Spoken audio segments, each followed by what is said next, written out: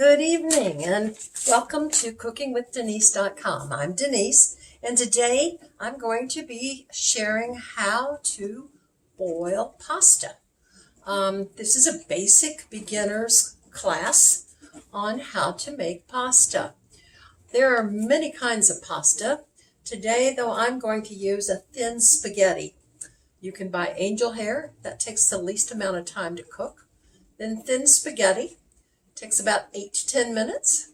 You can get regular spaghetti. It takes more like 10 minutes. Anyway, there are probably 30 to 40 types of pastas. So starting out, I suggest you get a thin spaghetti. So let's get started. Okay, I want you to start with a saucepan that's about 3 quarts or larger. And this is to make 1 to 2 or 3 servings, even up to 4 servings. You could do it in this size of saucepan. If you're going to cook the whole package, which would be more for like 6 people, I would use more like a 5 or 6 quart saucepan. And the next thing I'm going to do is put 4 cups of water in this 3 quart saucepan. Okay, easy enough. Next, we'll want salt.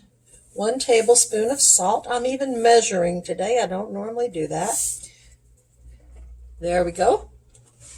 And we're going to bring this to a boil. So I turn it on high until it comes to a boil. And that'll take about, 2 minutes.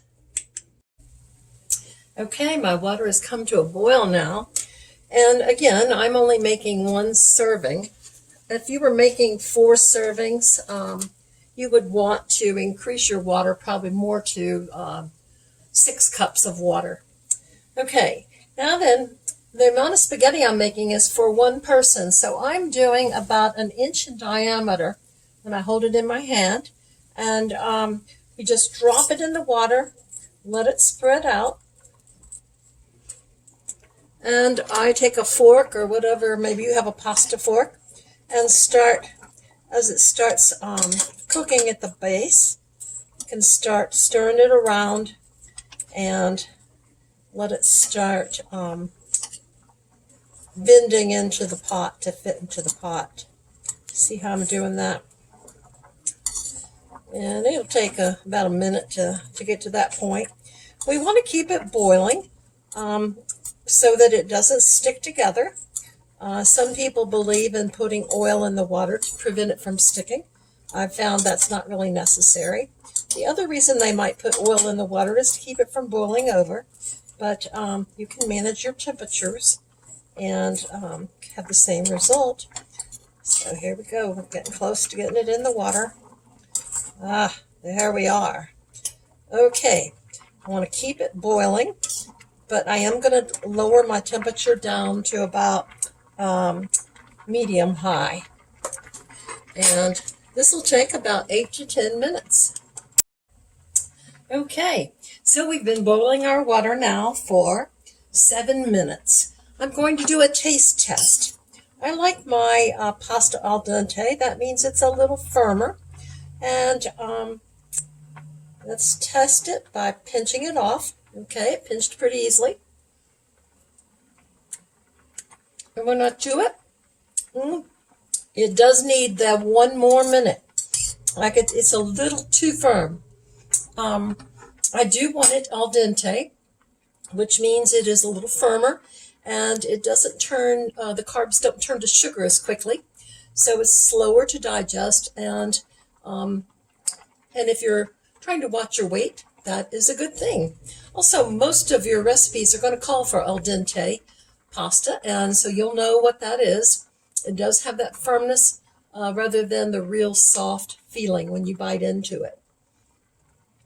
So what we're doing next, it now has been 8 minutes, and so I feel very confident that my pasta is the right texture. And so we're going to take the next step and drain our pasta. Okay, so I'm taking a strainer And I'm going to pour my pasta water into the strainer and let that drain. I'll actually hold it over, put it over my pan and let it drain. Now your pasta is ready to go.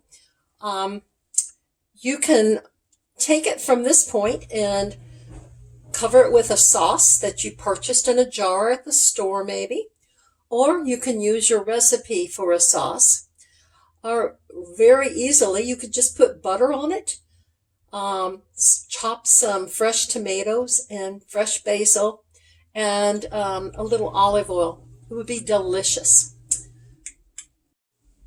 Okie dokie, so there you have it. You know how to make or boil pasta. And it took us 8, 9, 10, 11 minutes from the time that we got our water boiling until our pasta was complete. If you get a thicker pasta, it's going to take a little longer. So for your first time, I do suggest the thin spaghetti. I wouldn't go with the angel hair. It's a little harder to judge when it's going to be finished. So I hope this has helped you today. And stay tuned. I'll be giving you some more tips on how to make easy beginner type components to a meal.